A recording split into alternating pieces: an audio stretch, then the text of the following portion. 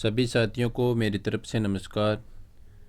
साथियों, अपने जो हिंदी साहित्य का इतिहास जो चल रहा है इन नोट्स के माध्यम से, उसका आज अपने नेक्स्ट वीडियो है वो करने जा रहे हैं।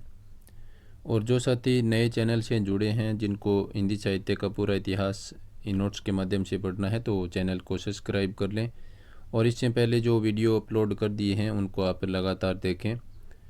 तो आइए शुरुआत करते हैं आज के वीडियो की। और उससे पहले मैं आपको एक अन्य सूचना भी देना चाहूँगा साथियों, कि अपने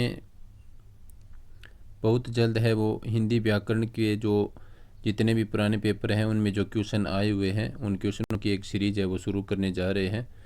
तो जिससे अपने हैं वो एक तरफ हिंदी साहित्य और एक तरफ हिंदी व्याकरण के जो पुराने पेपरों में आए हुए जो क्वेश्चन है, किस प्रकार के क्वेश्चन पूछे जाते हैं, तो उनको भी अपने एक सीरीज़ के माध्यम से चलाएंगे। तो अपने हिंदी व्याकरण और हिंदी साहित्य का इतिहास है वो दोनों सीरीज़ अपने एक साथ है वो चलती रहेगी।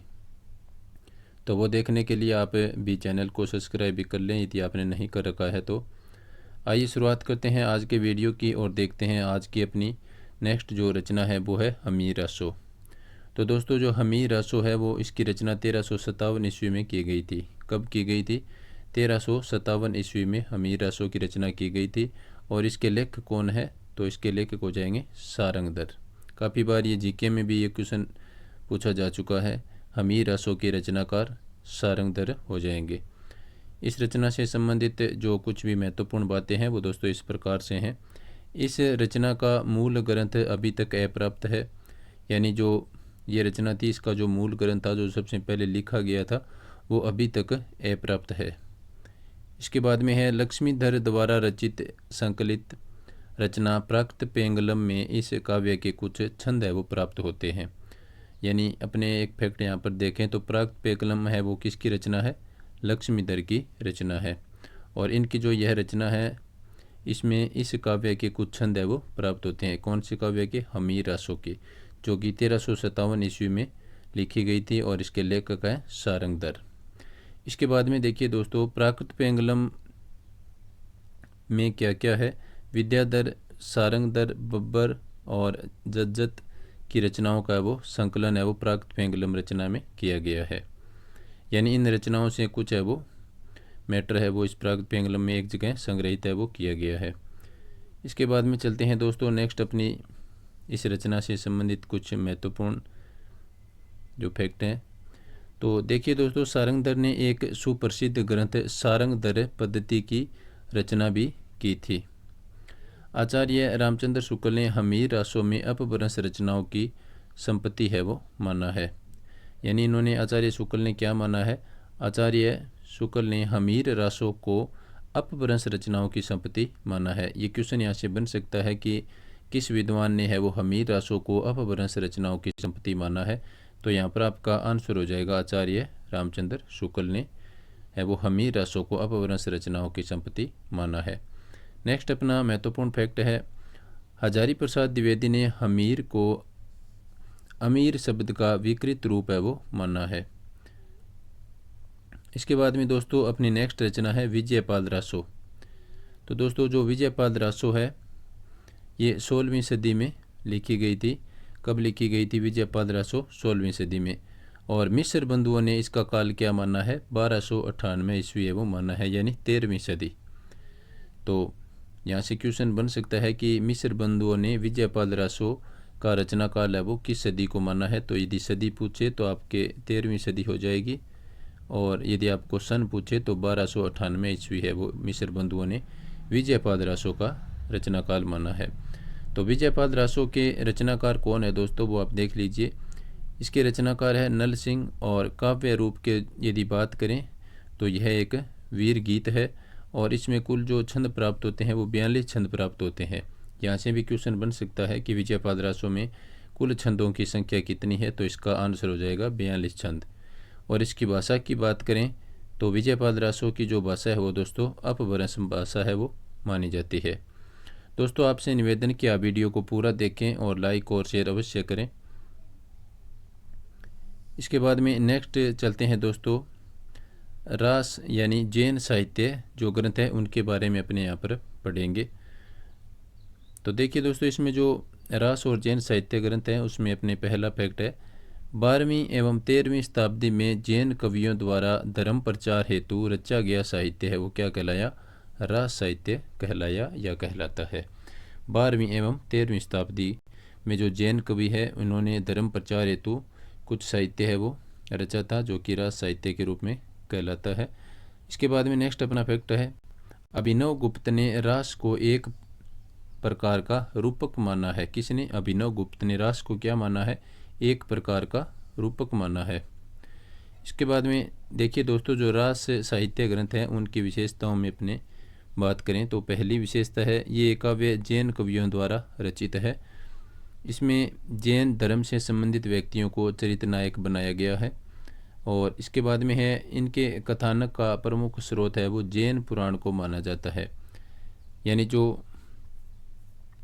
रास साहित्य है उसमें कथानक का जो प्रमुख स्रोत है वो किसको माना जाता है? जैन पुराण को माना जाता है। इसके बाद में है इनके जो लेखकों का प्रमुख उद्देश्य धर्म तत्वों का निरूपण करना माना जाता है। और इसके बाद में है जैन साधुओं ने अपने मत का प्रचार हिंदी कविता के माध्यम से पश्चिमी क्षेत्र में किया था। तो यहाँ से क्वेश्चन बन सकता है कि रास साहित्य के समय जैन साधुओं ने अपने मत का प्रचार है वो किस कविता के माध्यम से पश्चिमी क्षेत्र में किया था? तो आपका आंसर हो जाएगा हिंदी कविता के माध्यम से। चलते हैं दोस्तों नेक्स्ट अपने महत्वपूर्ण फैक्ट पर रास साहित्य से संबंधित। तो इसमें देखिए दोस्तों, जैन कवियों की रचनाएं रास, आचार, फागु और चरित्र आदि शैलियाँ है वो प्राप्त होती हैं। जैन कवियों की रचनाएं रास, आचार, फागु और चरित्र आदि शैलियों में प्राप्त होती है।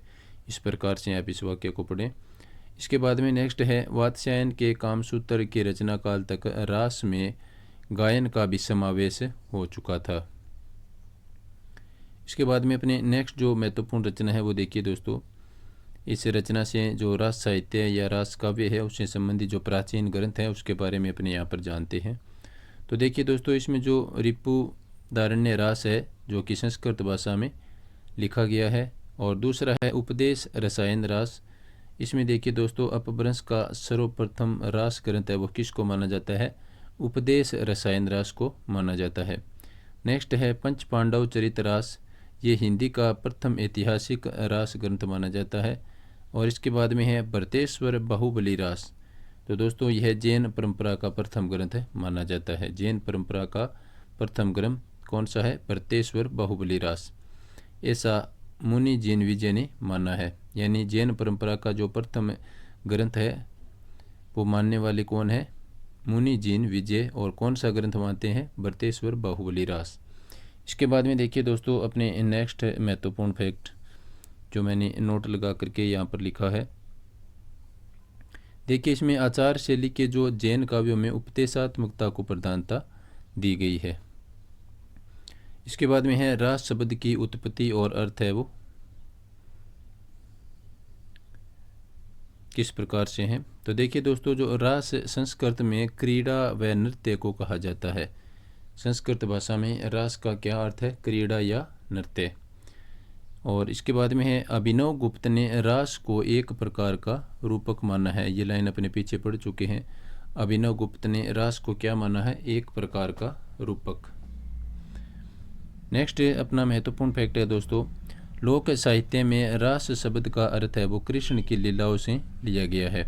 यहाँ से भी क्वेश्चन बन सकता है कि लोक जीवन में जो रास शब्द है उसका अर्थ किस प्रकार लिया गया है? तो उसका अर्थ कृष्ण की लीलाओं के रूप में लिया गया है।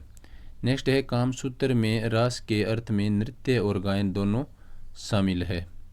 इसके बाद में नेक्स्ट देखिए, जैन साधुओं ने रास को एक प्रभावशाली रचना शैली का स्वरूप प्रदान किया है। किसने? जैन साधुओं ने रास को एक प्रभावी या प्रभावशाली रचना शैली के रूप में स्वरूप है वो प्रदान किया है। किसने? जैन साधुओं ने। इसके बाद में अपना नेक्स्ट महत्वपूर्ण फैक्ट है दोस्तों, जैन मंदिरों में श्रावक लोग रात्रि को ताल देकर है वो रास का गायन करते थे। और इसके बाद में अपना नेक्स्ट फैक्ट है, रास शैली का प्रचार 14वीं शताब्दी तक चलता रहा। कब तक? 14वीं शताब्दी तक है वो रास शैली का प्रचार चलता रहा।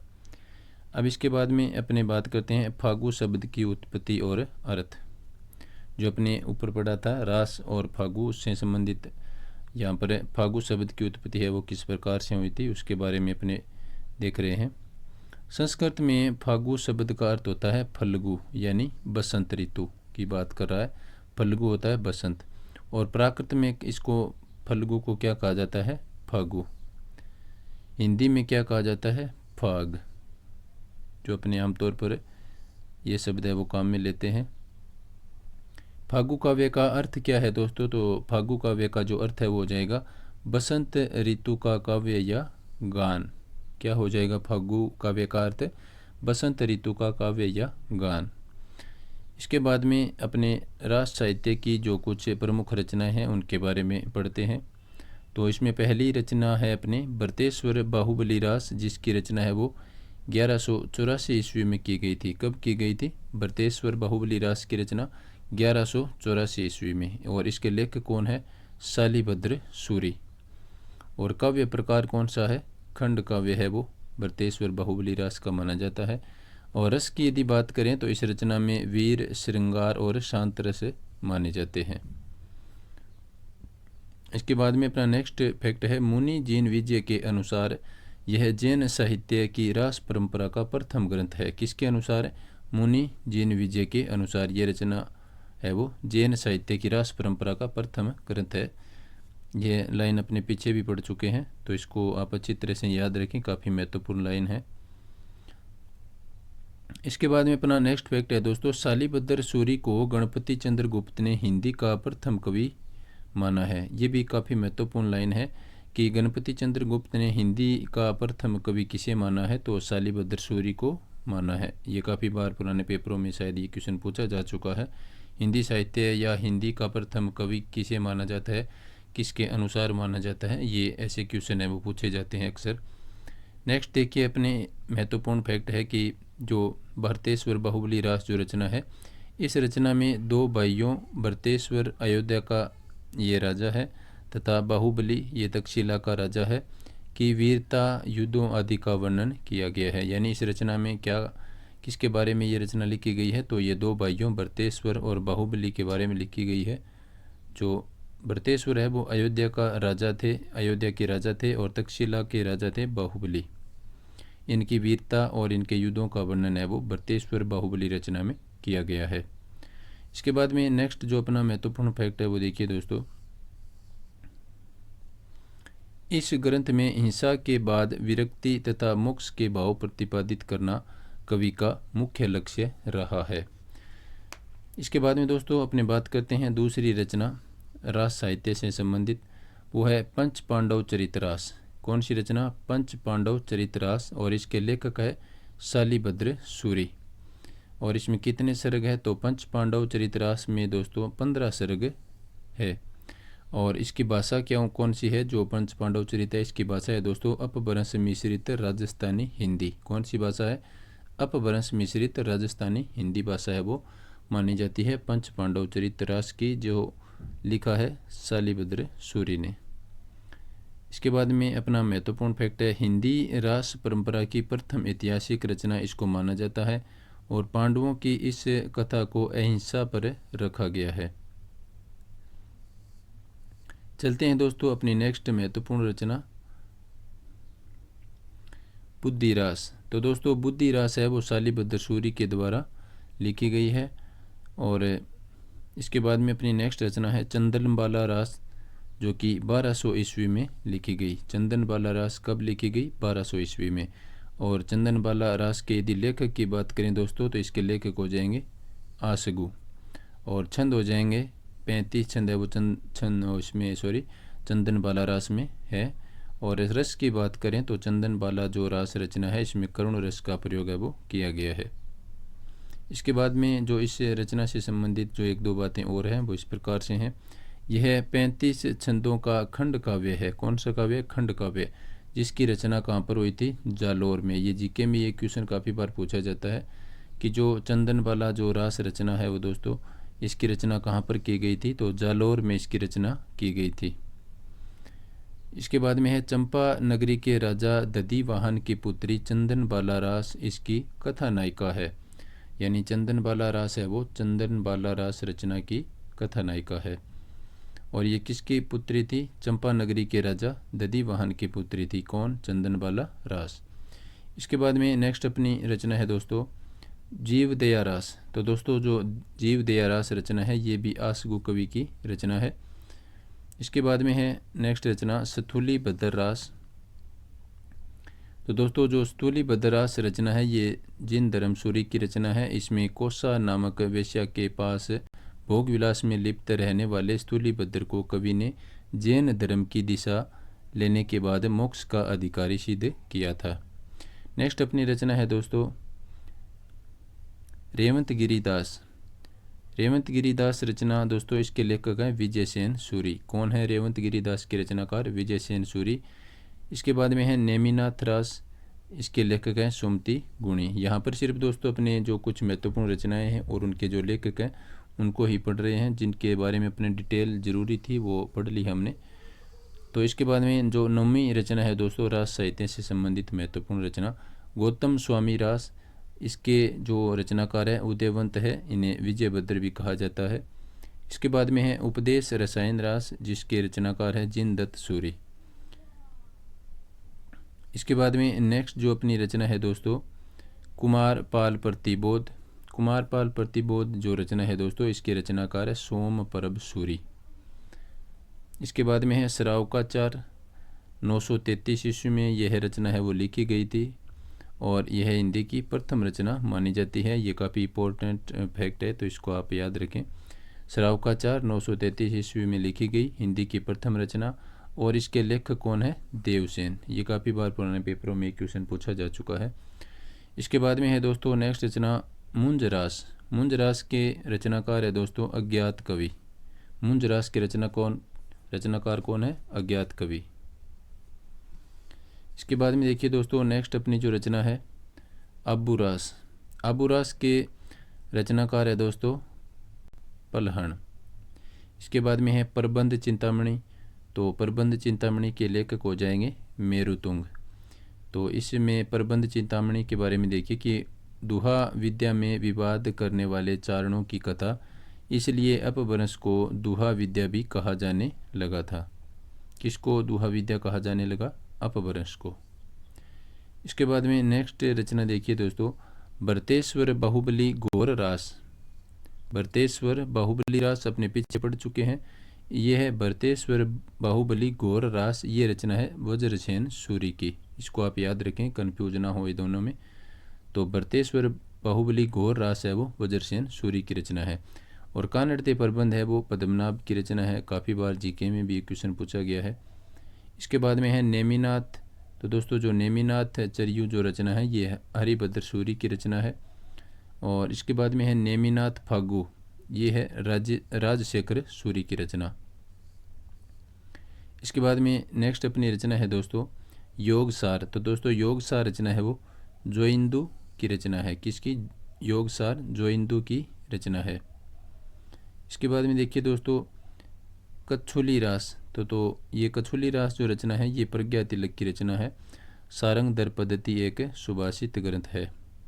तो कच्छुली रास प्रज्ञा तिलक की रचना है। तो इस प्रकार से ये आज का अपना वीडियो था दोस्तों। उम्मीद है आपको वीडियो पसंद आया होगा। तो आप वीडियो को ज़्यादा से ज़्यादा लाइक और शेयर अवश्य करें। वीडियो देखने के लिए सभी साथियों को धन्यवाद। नमस्कार।